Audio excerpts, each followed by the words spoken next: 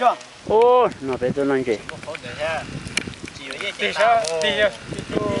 cái tấn đồ à ô chỉ cá đi tiêu xí ba xí à chị bây giờ là nó chơi nữa là muốn nha muốn bắt muốn chơi muốn lên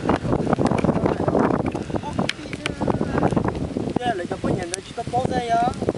nếu là bữa nhận cũng cho mà đâu là giờ là công là cũng xí ra nhà bây giờ là chơi à đi bé mà thấy giờ cái chỗ mà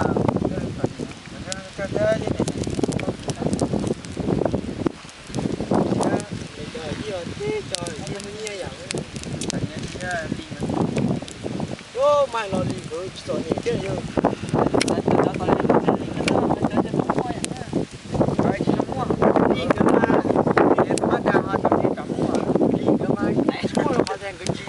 xin chào nha. Cái cửa lượng một lít xài, một cái tí này, như một lít xài, lấy ra nhà uống, uống đấy, mà nó ngang chị thì chúng mới cho cá mà nó đi có chị chỉ chia sẻ